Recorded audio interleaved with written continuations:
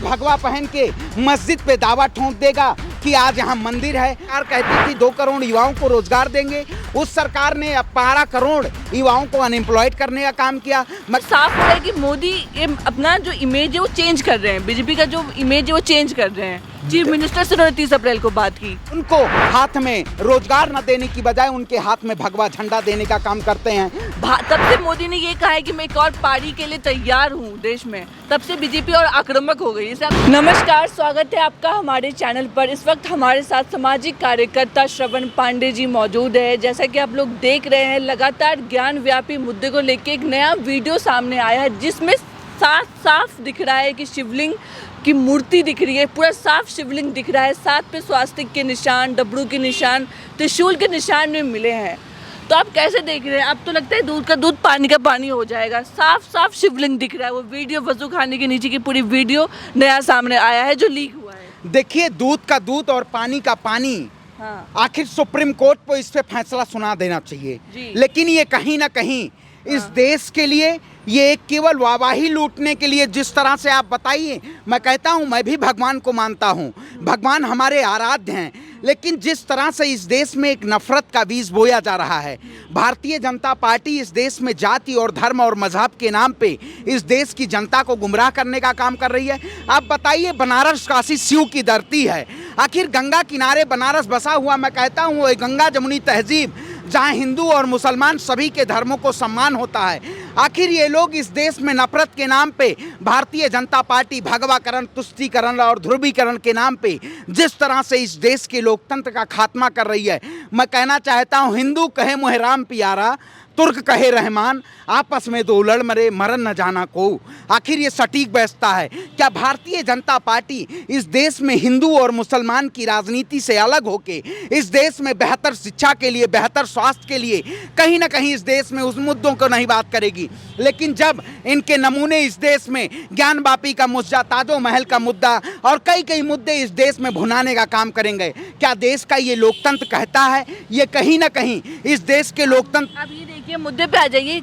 जो वीडियो नया सामने आया है, क्या लगता है, अब तो साबित हो गया है, अब तो लगता है कि वास्तव में वहाँ मंदिर बनेगा, मस्जिद को हटाया मैं कहता हूँ, बिल्कुल मैं कहता हूँ, देखिए, हमारे भगवान आराध्य हैं, लेकिन इस देश में कानून है।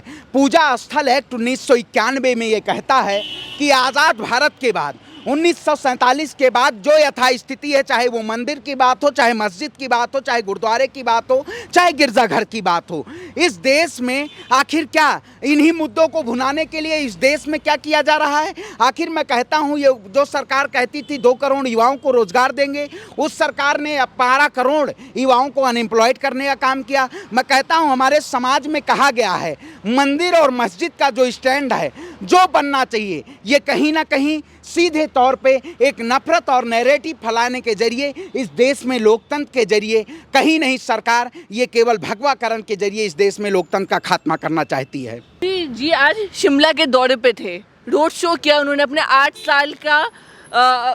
साल के जो सफलता का उन्होंने वहाँ पे रोड शो किया। वहाँ पे तमाम लाभार्थियों से वो मिले कि प्रधानमंत्री आवास योजना से आपको कितना लाभ मिला, तमाम जिला के लोगों से देखिए, प्रधानमंत्री जी तो दौरा हमेशा करते हैं, लेकिन प्रधानमंत्री जी के दौरे के पीछे आखिर उनका अपना एजेंडा होगा। आपने देखा होगा, प्रधानमंत्री जी कहाँ विदेश दौरे पे गए, विदेश के बच्चों से तो बात कर लेते हैं कि वो विदेश का बच्चा हिंदी बोल रहा है, लेकिन शायद भारत के उन बच्चों से बात नहीं करना चाहते हैं जो गरीबी और भूखमरी से मर रहे हैं। उनको हाथ में रोजगार न देने की बजाय उनके हाथ में भगवा झंडा देने का काम करते हैं, धार्मिक उन्माद फैलवाने का काम करते हैं। आखिर क्या प्रधानमंत्री जी 8 साल के शासनकाल में देश को 80 साल पीछे ले जाने का काम किया है?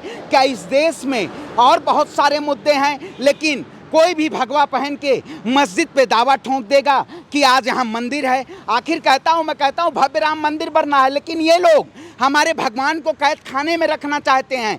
जिस तरह से राम मंदिर को इन्होंने कैद खाने में रखा, कम से कम 50 वर्ष से ज़्यादा इन्होंने राम मंदिर को कैद खाने में रखा, हमारे भगवान और आराध्य को कैद, राम मंदिर को भारतीय जनता पार्टी ने। नहीं तो बनवा दिया, बनवाया क्या? आप बताइए, उस पर सियासत करने का काम किया। टेंट के नीचे हमारे भगवान रहते थे, अभी भी ये उस पर सियासत करने का काम कर रहे हैं। 2024 में एजेंडा है भारतीय जनता पार्टी का। लेकिन मैं भी कह देना चाहता हूं, हम भी भगवान और शिव शंकर के हमारे आराध्य हैं। रघुकुल रीत सदा चली आई, प्राण जाए पर वचन न जाई। जब तक भारतीय जनता पार्टी को सत्ता से बेदखल नहीं कर देंगे और इस देश के लोकतंत्र को बचाने के लिए, अपने कॉन्स्टिट्यूशन को बचाने के लिए हमें जितनी भी लड़ाई लड़नी होगी, हम लड़ने का काम करेंगे। पर नरेंद्र मोदी को हराना आसान नहीं है। जब तक भाजपा में नरेंद्र मोदी रहेगी, भाजपा हमेशा रहेगी। तब से मोदी ने ये कहा है कि मैं एक और पारी के लिए तैयार हूँ देश में, तब से बीजेपी और आक्रामक हो गई। इसे आप कैसे देख रहे हैं? देखिए, आप बताइए, ये तो एक अहंकार बोल रहा है, ये देश के प्रधानमंत्री का अहंकार है। आखिर यही देश की जनता आपको चुन के लाई है, यही देश की जनता आपको सत्ता से बेदखल करने का काम करेगी। लेकिन ये लोग लोकतंत्र को राजतंत्र समझ बैठे हैं। ऐसे लोगों के खिलाफ हम हुंकार भरेंगे। अब देश की जनता सड़कों पे उतरने का काम करेंगे। क्योंकि आप बताइए, इस सरकार ने आखिर क्या नहीं जुल्म किए? आपने देखा होगा, इसी सरकार ने किसानों के ऊपर जुल्म करने का काम किया। इसी सरकार ने देश के युवाओं को लाठी और डंडों से पीटने का काम किया। इसी सरकार ने महंगाई पे कोई बात नहीं करने की काम की। आखिर कौन सा डंका बज गया है? शायद आप भी गोदी मीडिया के प्रवृत्ति वाली खबर दिखाना चालू कर दिए हैं। ये डंका नहीं, इस देश में लंका लगाई जा रही है। देश की आवाम को आखिर क्या खून चूसने का काम किया जा रहा है? ये कहीं ना कहीं भारतीय जनता पार्टी अब इस देश में धर्म के नाम पे, धर्म के एजेंडे पे कहीं ना कहीं ये सीधे तौर पे काम करना चाहती है। लेकिन हम धार्मिक मुद्दों से अलग हटके इस सरकार से सवाल पूछने का काम करेंगे कि आपने जो वायदे किए थे, वो वायदे आज क्या ज़मीनी स्तर पे हैं? क्या ज़मीनी स्तर पे केवल मंदिर और मस्जिद का मुद्दा रह गया है? ये कहीं ना कहीं सवाल खड़ा करता है। क्योंकि प्रधानमंत्री मोदी जी ने ही कहा था कि इस देश में प्रधानमंत्री मोदी, बाबर प्रधानमंत्री मोदी नाम का जिक्र ले रहे हैं। वो तो आज शिमला के दौरे पे थे, उन्होंने लाभार्थियों से बात की, अपने प्रवास योजना के तहत लोगों से बात करी कि क्या आपको घर मिला। तमाम जिलों के लोगों से बात, देखिए, चुनाव बात कर रहे हैं, आने वाला विधानसभा चुनाव आ चुका है। अब प्रधानमंत्री जी का दौरा चालू हो जाएगा। आप हिमाचल की बात करिए, गुजरात की बात करिए, क्योंकि जब जब चुनाव आ जाता है तब चोला ओढ़ने के लिए और देश में तो अच्छी बात है, पार्टी इतनी सक्रिय है, जहाँ जहाँ चुनाव है वहाँ जाके लोगों को संबोधित करती है, तो अच्छी बात तो है। क्या इससे पहले हिमाचल हिंदुस्तान में नहीं था? इससे पहले हिमाचल प्रदेश क्या हिंदुस्तान में नहीं था? ये हिंदुस्तान की आवाम को गुमराह करने की बात की जा रही है। आखिर मैं कहता हूँ, जो लोग अंधभक्त लोग हैं, वो कहीं ना कहीं इस देश के लोकतंत्र के लिए कहीं ना कहीं बहुत खात्मा है। क्योंकि आप बताइए, आज युवाओं को उठने की ज़रूरत है। हम आज़ाद भगत सिंह के वंशज हैं, अशफाक उल्लाह खान के वंशज हैं, लेकिन ये लोग कहीं वीर सावरकर को मानने वाले लोग हैं। आपने देखा होगा, जिस तरह से कश्मीर फाइल के जरिए इस देश में जनता को गुमराह किया गया, उसी तरीके से अब वीर सावरकर के जरिए इस देश में जनता को भुनाया जाएगा। आने वाले विधानसभा चुनाव को ध्रुवीकरण करने के लिए ये किसी भी हद तक ये भारतीय जनता पार्टी जा सकती है। लेकिन मैं कहता हूँ कि हम शिक्षा और स्वास्थ्य और रोजगार की बात करेंगे, क्योंकि आज हमें रोजगार चाहिए इस देश में। क्योंकि आज CMI की रिपोर्ट उठा दे के लिए सबसे ज़्यादा आज बेरोजगारी दर है। ये कहीं ना कहीं देश के युवाओं के लिए बहुत बड़ा खतरनाक है। ऐसा लग रहा है कि चीफ मिनिस्टर्स जो सेडिशन लॉ है, उसके लिए 30 अप्रैल को नरेंद्र मोदी ने कहा कि सेडिशन लॉ खत्म होना चाहिए। उन्होंने चीफ मिनिस्टर से बात की, जो देशद्रोही कानून जो लगाया जाता है। तो इससे साफ हो रहा है कि मोदी ये अपना जो इमेज है वो चेंज कर रहे हैं, बीजेपी का जो इमेज है वो चेंज कर रहे हैं। चीफ मिनिस्टर से उन्होंने 30 अप्रैल को बात की। देखिए, सुप्रीम कोर्ट का जो फैसला आया, कानून जो लगाया, सुप्रीम कोर्ट का जो फैसला आया, उसका मैं स्वागत करता हूं। लेकिन मैं कहना चाहता हूं कि आखिर क्या योग्यता के अनुसार इस देश में नौकरियां हैं?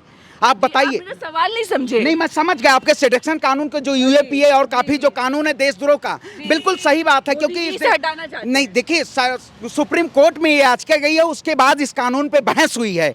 आखिर ये हटनी चाहिए, क्योंकि आज अगर लोकतंत्र में राइट टू स्पीच है, अभिव्यक्ति की आज़ादी है, मैं आज़ाद भारत में रहता हूँ, तो कहीं ना कहीं हमारी आवाज़ को गुलाम नहीं बनाया जा सकता है। क्योंकि भगत सिंह ने ही कहा था, बहरों को जगाने के लिए धमाके की ज़रूरत होती है। और कहीं ना कहीं इस देश में आवाज़ के जरिए अपनी बातों को रखने रखने के लिए हमें अपनी आवाज़ को बात करनी होगी, क्योंकि जो सत्ता पक्ष है ये कहीं ना कहीं एक ऐसे पड़ाव पे हमारे लोकतंत्र को, एक हमारे कॉन्स्टिट्यूशन को एक ऐसे पड़ाव पे ले जाया जा रहा है, ये कहीं ना कहीं हमारे लिए खतरनाक है। ये थे हमारे साथ श्रवण पांडे जी, जो लगातार मोदी सरकार पे कटाक्ष करते आ रहे हैं और इनका कहना है कि मोदी लोकतांत्रिक तरीके से सरकार नहीं चला रही है। तो ये आप देख रहे थे हमारी रिपोर्ट। अगर आपको हमारा वीडियो अच्छा लगे तो लाइक शेयर सब्सक्राइब जरूर करें। धन्यवाद।